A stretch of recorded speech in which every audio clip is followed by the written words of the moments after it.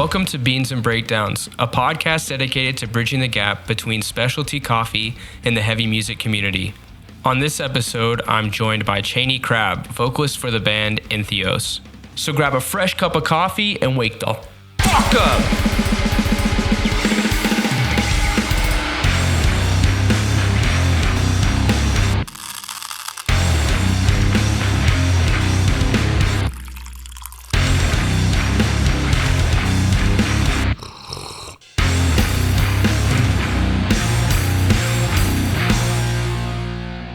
What's going on, Caffeinated Crew? Today on the podcast, I'm joined by Chaney Crabb, vocalist of the progressive death metal band Entheos. Chaney, how's it going? Going good. How are you doing? I'm doing great now that my brain is working. It happens. The coffee had to kick in. It takes a few seconds. It was like I was mid-sip when I started. So, well, I know you guys have a lot going on. I really appreciate you coming on today on this wonderful Saturday afternoon. Thank you so much. Yeah, thanks for having me. Let's get started with the coffee because apparently my brain's not going to work unless we're drinking coffee. So what are you drinking on your side? So I am drinking like every day. I'm drinking 3 shots of espresso. I have an espresso maker.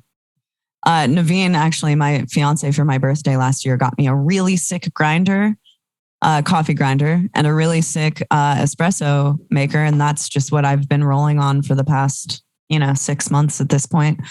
I love espresso. I'm half Italian, so I think it's just our blood runs black with coffee beans, It's just natural. Yeah. Yeah. And actually I'm drinking a Starbucks blend this morning because it's all that I have on me.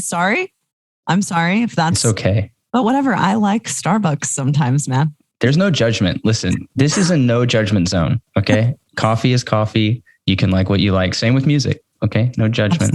Absolutely. So yeah, today I actually threw a little bit of heavy cream in my coffee, which I usually do not do because I tend to count calories on this app called MyFitnessPal, and heavy cream has 50 calories in a tablespoon. So that's one of the first things when I started counting calories years ago that I cut out in the morning. Is anything in my coffee. And I usually just go straight black. But today I'm treating myself because it's Saturday. It is Saturday. Yes. And you got to do something special for the podcast, right? You got to go all out. That's exactly. I use my little steamer and everything. So I guess this would be technically a latte, but it's like, a little cappuccino size. Nice. Yeah, exactly. A triple shot cappuccino.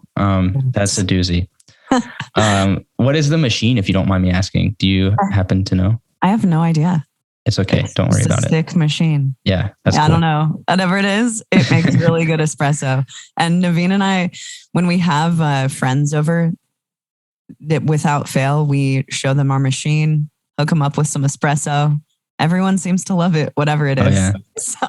Make espresso martinis every once in a while. Yeah. Oh, nice to have around. Yeah, it really is.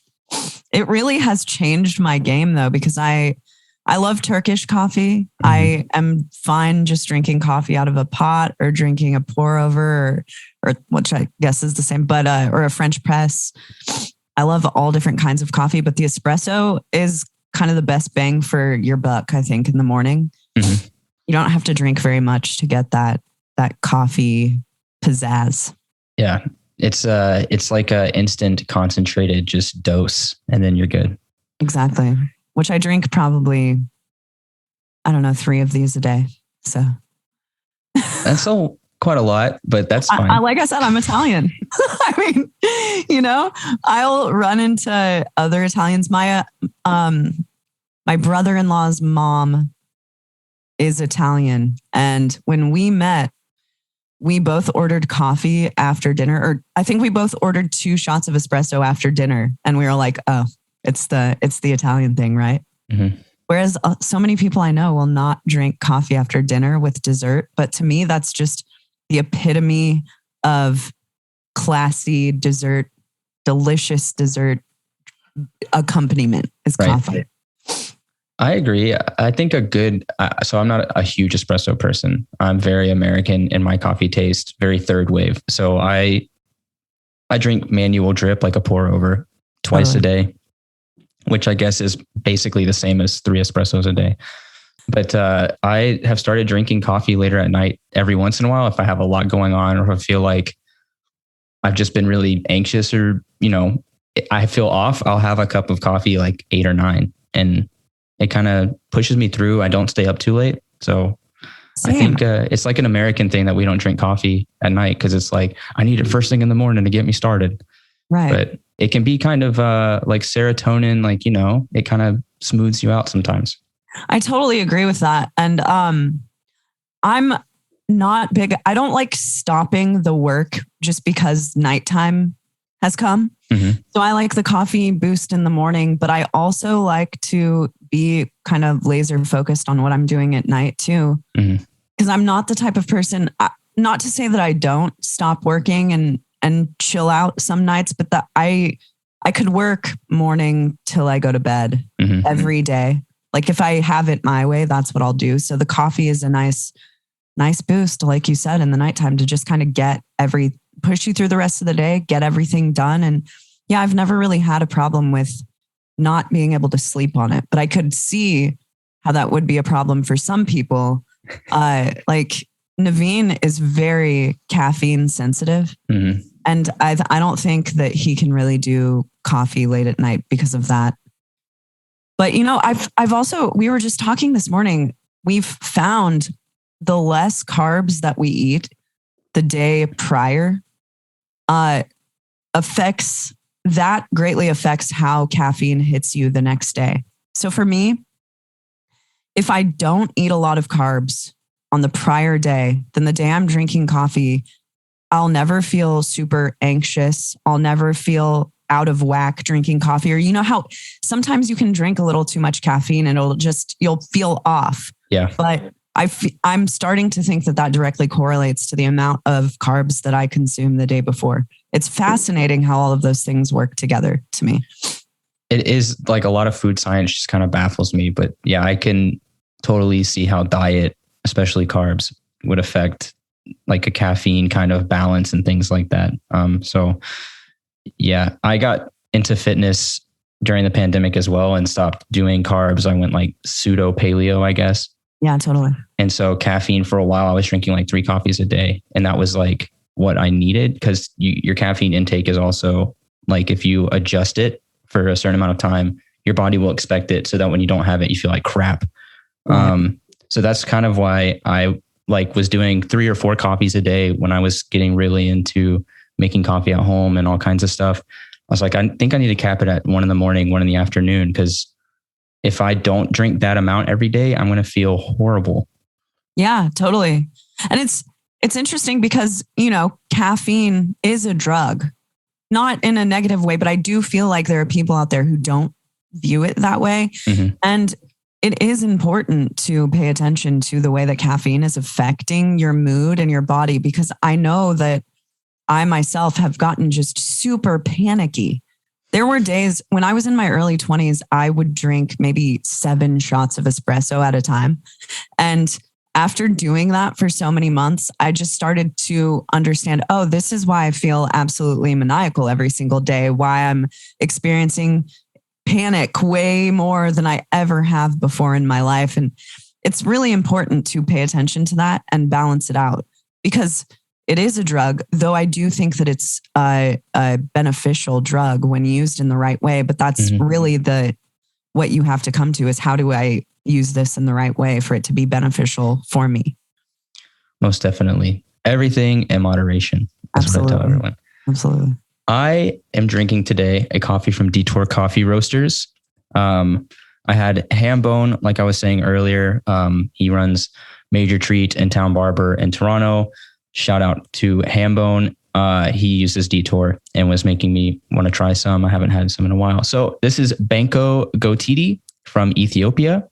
It's an a natural Ethiopian single origin with grapefruit, guava, and nectarine, or apricot, I think. Really good.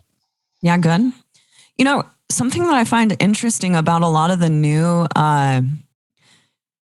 it's kind of a fad to open coffee shops now in the same way that it is to open a brewery, right? Yes. So something I find interesting in a lot of the brews that I get from newer coffee shops is that they're a little too acidic for me. Like there's this strange acidic like top taste or aftertaste that happens with a lot of coffees. So my search for the best coffee has been in has been in finding something without that acidic taste that's more of a deep, dark roast. Those are always my favorite. Something that's more less acidic, more chocolatey. So I am all about the acidic. I love like insane coffees, like the fermented coffees. I don't know if you've tasted any of those, like where the process is like a fermentation process. It would take a coffee that's like from Costa Rica or El Salvador, and they'll make it what a nutty and chocolatey coffee would be. It creates this crazy like honey lemon taste. So I'm very much on like the non-traditional spectrum, but for people that love traditional like you, the more chocolatey, nuttier, I always point them to a Mexico from like Chiapas. I feel like that's a great balanced cup of coffee. Even a lot of coffees that are just washed Colombian coffees are always just steady hazelnut, chocolate, deep like cacao taste. Absolutely, yeah. And even though they're not roasted, too dark, because I hate over roasting coffee. You can get just a great medium roast coffee, and it'll be in the cup, that nice full chocolatey flavor. I just had a Mexico that was incredible, and it was just milk chocolate, mazapan, which is like the almond, and then it was like another raisin, which is just a nice soft fruity flavor. Yeah, that sounds delicious. Really good. But you're in Nashville now, right? Yes, I am in Nashville. So I'm an official Nashvillian. Yes, a Tennessean. That's right. Have you learned how to sing Rocky Top yet? No, I haven't. Not yet. Working on it. It's in the agenda. But you're surrounded by great coffee now. Well, not to say that you weren't in California, obviously, but yeah, California definitely was surrounded by some good stuff. I lived in Santa Cruz, so we were a little more closed off. There were like 3 or 4 good shops in Santa Cruz. But yeah, I live right down the street from a spot called Black Press Coffee that's really, really delicious. I can't remember the name of the other one in the town that I live in, because I live in a suburb of Nashville technically. But yeah, there's a ton of good coffee, and I definitely plan on checking more of it out as soon as I can get out of my house. So in Santa Cruz, because I'm not super familiar, I've been one time. I always view it as like a cloister, like it's like, kind of out there on the sea away from San Francisco. Oh, totally. Yeah. It's an island. Yes. It's not, great. But it is. It's a landlocked island because Santa Cruz is surrounded by this mountain range called the Santa Cruz Mountains. And to get our next direct major city would be San Jose, which if you took the mountains away, San Jose is only 20 miles away from Santa Cruz. But in order to get to San Jose, you have to take a pretty treacherous drive down Highway 17, which goes through the mountains. And then to access anywhere else, you're taking Highway 1. So there are only 3 ways in and out of Santa Cruz. And because of that, there are less coffee shops. The price of weed can be astronomically high compared to where it will be elsewhere in California. But it's a beautiful place. It's a very like sleepy college town. Not much going on as far as nightlife goes. There's a strip of bars downtown, and every so often there is a show that shows up. But the move from there to Nashville has been almost overwhelming in how much there is to do here compared to there. It's very different. Knowing Nashville is, Music City, USA. It's just a lot of country and Christian music. But the move from, Santa Cruz being in California, the culture of Nashville is crazy different. What are some major differences already that you guys have encountered? I mean, the biggest difference is how outwardly friendly and nice everyone in Nashville is compared to California. Not that people in California are mean. It's just the culture of, when you go to the store in California, you're not necessarily going to make a friend with someone else who's shopping at the store. But here, I'll make a friend every time I go to the store. I mean, 2 weeks ago, I was at Home Depot because we've been working on our house a ton. And I met a guy who gave me a pool lesson in the aisle, who apparently has been giving Kid Rock pool lessons too. So he's like, I'll give you a $300 pool lesson right now. And I was like, hell yeah, brother, let's do this shit. So for me, it is a lot more reminiscent of where I'm from. Because like I was telling you before the podcast, I'm from Des Moines, Iowa. And I initially, 11 years ago, moved from Des Moines to Los Angeles. And Naveen and I lived there for 1.5 years. And that's a really drastic difference, coming from a place where it's not whatsoever about career building. Des Moines is not based on that whatsoever. You can make friends anywhere. Everyone's kind of together as one. And in LA, it's very ladder climbing based. Not to say that there aren't great aspects of LA. There are awesome things about it. I liked Santa Cruz a lot more, but Nashville is way closer. To me, it's like the perfect in between of Los Angeles and Des Moines. So what kind of prompted the move to Nashville? Our bass player, Evan Brewer, lives in Nashville. So we live very close to Evan now. Initially, years ago, that's why we started looking here at houses. We started looking at houses here, I think, 5 years ago. And being here all the time with Evan, that was a big thing. Then 2 or 3 years ago, Naveen, he's a drummer. He's the drummer of my band. He tracked drums for Whitechapel's their last album, The Valley. And he did that here with our friend Mark Lewis, who lives in Nashville. And he was here for a week. And I think that when he was here doing that, it really, really cemented that he wanted to move here.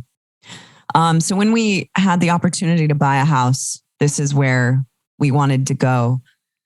Because, all of those things exist. Mark lives here. Evan lives here. We now live 10 minutes away from Evan. So writing our next album is going to be a very, very different process because Evan will be able to be present for all of it.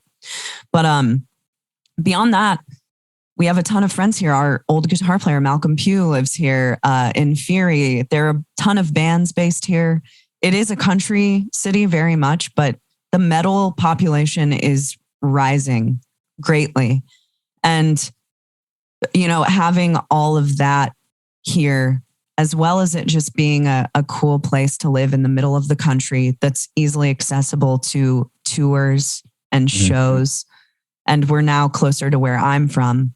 All of that played a factor in it. And, we've been here for 3 months now, and every day there's a new reason that cements that our decision was a good decision.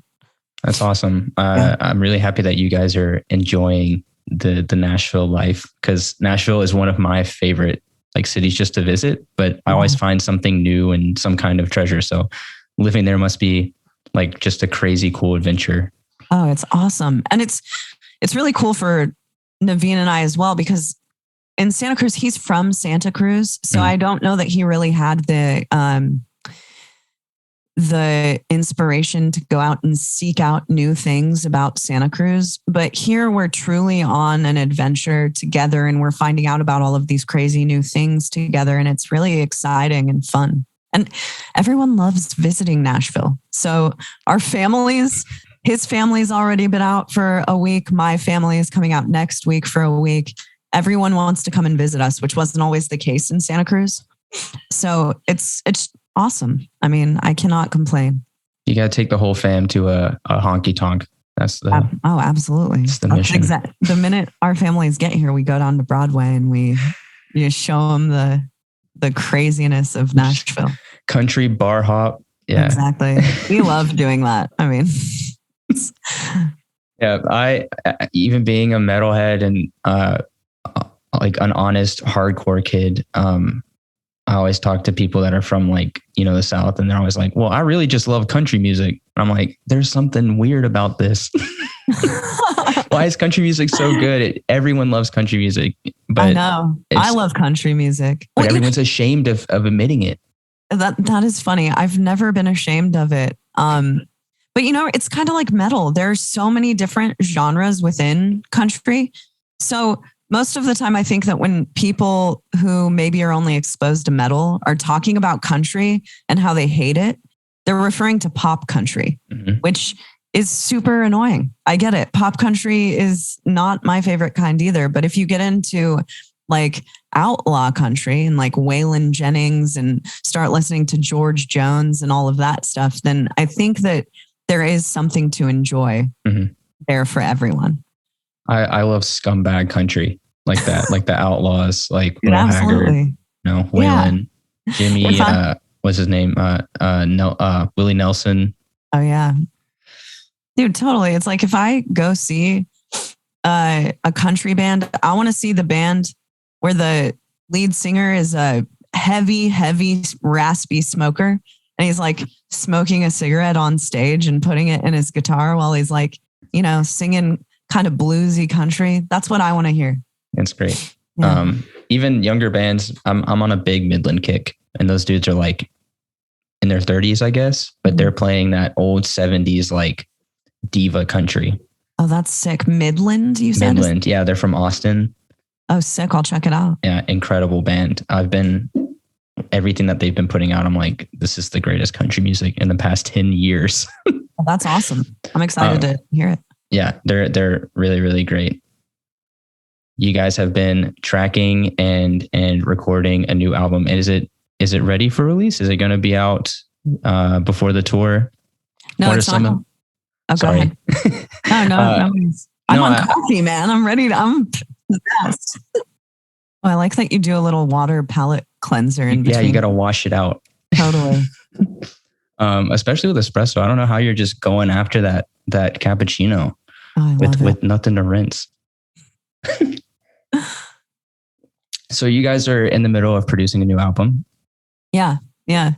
I know that in 2020, y'all released the single "Remember You Are Only Dust," which was quite a departure, I feel, from the Dark Future release. Yes, definitely. And purposefully. Okay. For sure. I think after we made Dark Future, we loved Dark Future, but Naveen and I made a very conscious decision that we wanted to continue to be a death metal band as well as progressive. So, making Remember Your Dust was us just teaming up in the studio for like 2 days and being like, we want to write a metal ripper. That's exactly what we planned to do with it. And I think we definitely achieved that. With the new album, it's interesting because it's got a lot of the aspects that Dark Future had. We're still a progressive band. That's never going to go away for us. But it also is way more metal than anything that we've made, I think. So it's simultaneously the heaviest thing that we've done and the softest thing that we've done, I guess you would say. But yeah, I'm literally in the middle of making all the vocal edits on the album right now, like to turn in tomorrow. So to Mark Lewis, who's mixing the record. And so yeah, we're in the middle of the end of the process. It's not going to be out before the tour. We're going to play 2 new songs on tour, which I'm really excited about playing. But, there's been a long process for us in between our last album and this one. And one of the main components was that Evan Brewer is playing, he originally left the band, I guess you could say, in a few years ago because Evan and his wife had a baby. And she's 4 now. Evan, all of the hard parts about raising a really small baby and having to be there all the time are she's growing out of it. So Evan's getting back into music and he's going to be on a couple of records this year and ours is one of them.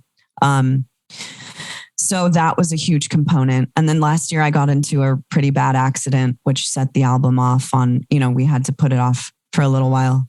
But yeah, we're in the final stages of it right now. And it's going to be out in the fall with Metal Blade. And I couldn't be more excited. are you at liberty to share the title or any title or anything? I can't share the title yet, but what I will say is that it's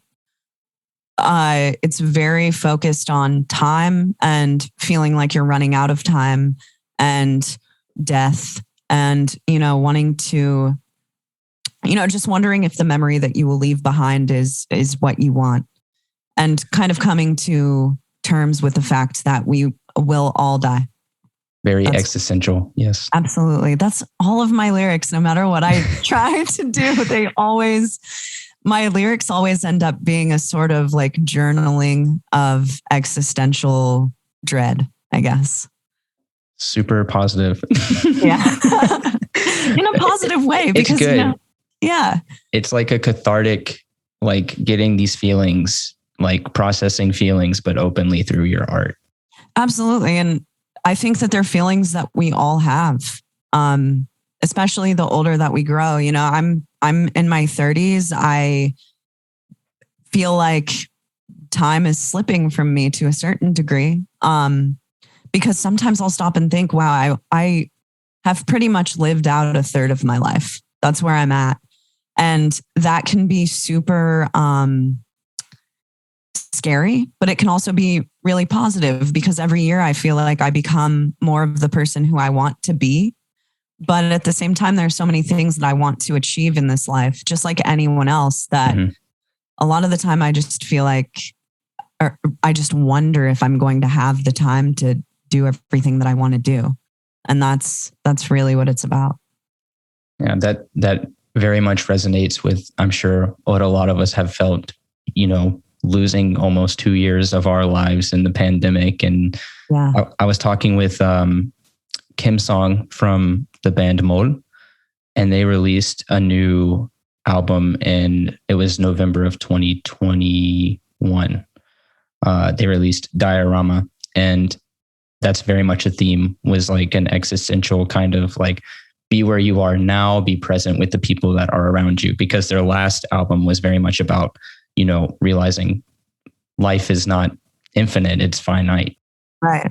Absolutely. To me, that's awesome. I've heard a few songs of that off of their newest record. It's really, really sick stuff. But yeah, that truly is what I am all about. Just, I really think that is the meaning of life, is spending the time that you have with people that you love, and not focusing too much on materialistic things or getting ahead or doing any of that, money or any of that stuff. We need those things. Of course, I like to look cool. I like clothes and I like stuff, and I like having the money to get that stuff.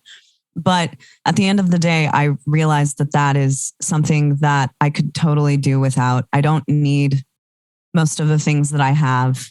I just care a lot about being around people that I love and people that inspire me, and spending the time I have with them. Because, as we age, people die. A couple of years ago, my grandpa died. Before that, a good friend of mine died. Last year, I got in like I said, a really bad accident, and really, really messed up my face. And that left me in this whole position of, am I ever going to be able to do vocals again in the same way that I could before this accident? And, you have to come to the realization that all of these things that we consider ourselves, like, I'm Chaney, I'm a vocalist, I'm an artist as well. All of that is really external to who I am as a person and who I care about and what I care about. So the interesting thing about the pandemic is that I think it was a chance. I saw this happening to a lot of my friends. I think it was a chance for a lot of people to recognize that they aren't all of those things that they do. Just because you're a guitar player and you're out touring and getting on stage every night, that's not who you are. You're not, that doesn't define your entire existence. Really, I think what defines your entire existence is what you're able to put forth in the people that you love and the memory that you will leave behind. Yeah, that's like a beautiful kind of sentiment, but not sentiment, like explanation of kind of what the pandemic did. Because I was there when as soon as everything shuts down and the things that you hold on to and what you're saying, wrap your identity in, those aren't existent anymore. You kind of, the floor falls out beneath you and you're like, who am I? Totally. So yeah, I wholeheartedly agree with that. It's so important. Just, the reason that I work and do what I do is just so that I'm able to provide living for myself and, my wife, and we can do things together that we enjoy and make memories together. So that's beautiful what you're saying about, just sustaining and being with who you love and doing what you have to do just to sustain that. That's really what the goal should be. I totally agree. And it's why, if I have friends who have super full-time jobs that they don't enjoy, and it's actually, it's affecting their lives negatively, I am always of the mind, quit your fucking job. All that we all really need to do is work kind of part-time to pay off bills. And I feel like as we get older and there are all of these credit card payments and car payments and house, and there are all of these things that build up in our lives that make us feel like we need to suffer through doing something that we hate. Mm-hmm. And that's just no way to live. It really is not a way to live. And my advice to anyone who's going through that would be to spend a year saving all of your money and paying off all of that shit, and then never get a credit card again, never get a car note again. We're all okay driving a shitty beater car around. That's really all, you need to get from point A to point B. Do you need to look that cool doing it? Not really. And I think that, a lot of happiness in life is lost through serving things that you don't feel like you receive thanks for serving to. You'll work for these huge companies or just do things you don't want to do. And it shouldn't be about that. Yes, I definitely agree. And plus, cool is just a mindset. It's like it's a way of life. Absolutely. It's just a mindset. There you go. You can be cool and drive a beater. I promise. Totally. I mean, some of the coolest people are like gurus who are living in India and have nothing, so I envy nothing them. except for infinite wisdom and knowledge. Yeah, I know. It's all become so much about these material things and they're so unnecessary, except for coffee, of course. Yeah, I just work enough to pay for my coffee addiction. That's coffee and music gear. That's everything else. That's what it's all about, right? Expendable. Totally. This new tour that you guys are starting in April. Yes. Archfire, In Fury, Volvadinia. You guys, that is a powerhouse tour. Yeah, it's sick. Do you guys have any tour rituals? You and Naveen and I guess the rest of the guys that y'all tour with. I know sometimes y'all rotate, right? Yeah. So Naveen and I are the band. Yes. And Evan, of course. Evan is the third member who he can't tour as much as he used to because of his daughter. So we have live guys coming with us, and the tour rituals for us are really Planet Fitness. Planet Fitness keeps us going every day. We go before shows and work out and take a shower, and we go after shows and shower and then sleep in their parking lot. We're kind of one of those. Naveen and I are very of the DIY mindset. Like, we will tour in a van until forever. We like to save money. So, we're not trying to expend all of this cash everywhere. So we'll tour in a van and drive ourselves, and going to Planet Fitness kind of keeps everything in check. Mm-hmm. It's really one of the greatest tour hacks that we've found. So that is really the ritual, is going and doing that. I think that the ritual for me on this tour will be going to find a nice coffee shop every day, because I'm not selling merch, so I have nothing to do. And for a vocalist, it gets very boring because I don't really have anything to set up.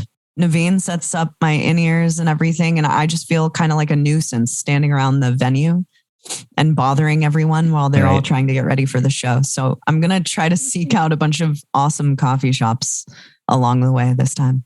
Well, I'll have to check the route that you guys, because I've had quite a few coffee like directors and people from all over the US, but I know in some of those southwestern states, it can be very difficult to find because the cities are few and far between. Totally. But luckily I've had a few guys on that are like this place and this place. I'm like, okay, great. Oh yeah. Let me know.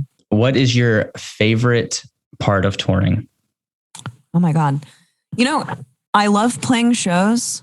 My real favorite part of touring is all of the people I've been able to meet through touring. I've been playing in bands since I was 18. So that's even before that, I guess since I was 15. But that's always been my favorite part of just playing in bands. And now I've been given this amazing ability to travel the world and meet a ton of incredible people who have stayed my friends throughout the years. The diversity of people who are attracted to metal is pretty astounding. And, now you and I are friends and you're going to show me a new coffee shop. There's always something like that. It's like, I feel so gifted to be able to have met as many amazing people as I have. And, even moving to Nashville, I immediately knew 30 or 40 people here because of metal.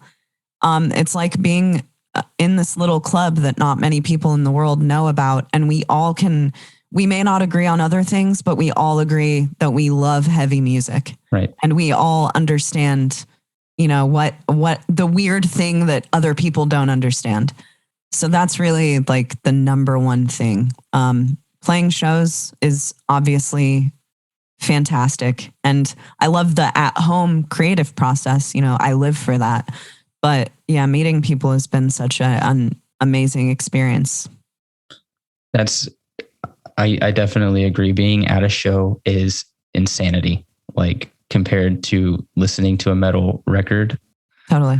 And I tell people all the time, I'm like, you've never heard metal unless you've been to a show and been with everybody like in the room. Yeah, you really haven't. I mean, you could listen to, let's take Cannibal. Cannibal is a fantastic band on record. They're one of my favorite bands. I love listening to it. There's nothing like being at a show and hearing like Scourge of Iron live and seeing the entire room of people come together because, there's this very, listening to music on your own is a very like you experience, a very individual experience. But when you get into a room of people, you suddenly realize again, oh shit, there are a ton of people who are just like getting down to the same songs that I just listen to in my headphones at the gym, hoping I'm not offending anyone else too. It's the coolest experience ever. And that brotherhood aspect of it has always been so fun to me and so great.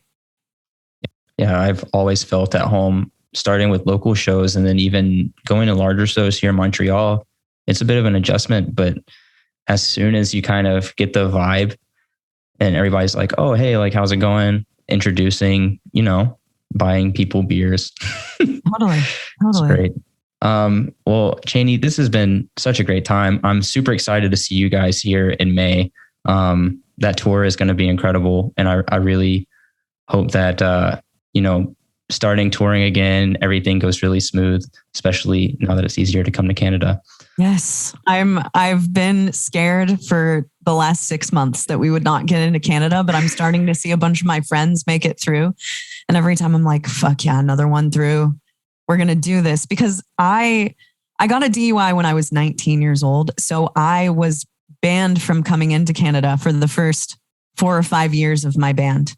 I worked very hard to get myself back into Canada and I'm ready to do, we had an entire Canadian tour booked and the pandemic derailed it. So this time it's like, let me into Canada. I love it there. And I just want to play Canadian shows. I'm so excited. Well, we've been waiting like so long. I've had tickets for other shows and seen them get canceled. We had Portrayal of Guilt and Yashira coming and that whole Canadian date, like all those Canadian dates got canned. But I just have one last question before we go. Sure. What is your favorite city for Beans and Breakdowns? Oh my God. I don't have a favorite city, but I'm just going to shout out Des Moines. That's cool. I'm from there. Des Moines is my favorite city. I love a lot of cities though. I mean, God, there are so many good cities and there's something different about every city. Right now I'm very Nashville. So yeah, I don't know, man. It's kind of just wherever I am is my favorite place. I just be all present. about it. Yeah. Exactly. Be here now, right? Little Ram Dass for y'all. There you go. Yes. That's just a good tenet to live your life by. I agree. Nashville's kick-ass. They have definitely great metal and ungodly good coffee. Like just insane. I'm so envious of the coffee scene that you have just moved into. Hell, I'm excited to explore it. I didn't realize it was that good until you told me. So it's really good. There's a band. There's two bands from Nashville that I've talked to, but they're more like hardcore metalcore bands. What are their names? So I talked to Taylor Carpenter. He is from the band Chamber. Oh, okay. I've heard of that band. They're very like Dillinger-esque. And then there's a band called Orthodox. I've heard of and both of these bands. To their vocalist, Adam. Shout out Orthodox, shout out Chamber. And they're Nashville bands and they rip. So it would be sick to have you guys on a bill with those two bands because that would just be insane. Totally. That's awesome. But they're both very much coffee people as well. So maybe y'all will run into each other at a shop. I know, right? That's amazing. Hell yeah for Nashville, man. All about it. Yeah. So, well, congrats on the move. Congrats on the albums. We'll be looking out for that coming in the fall. And I'll see you and Naveen on tour in May. Beautiful. Sounds good. Thank you for having me. This has been a lot of fun. Yeah. Thank you so much for hanging out and take care. Yeah, you too.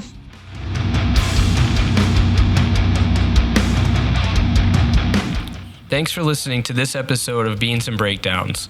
I want to say a huge thanks to Chaney for coming on the podcast and sharing all about what's been going on with Entheos and everything happening with their upcoming album. Be sure to look out for their tour dates that have been announced with Archspire, Infury, and Vulvadinia, and be sure to look out for that new album dropping this fall. If you've enjoyed the podcast, please subscribe and leave a review.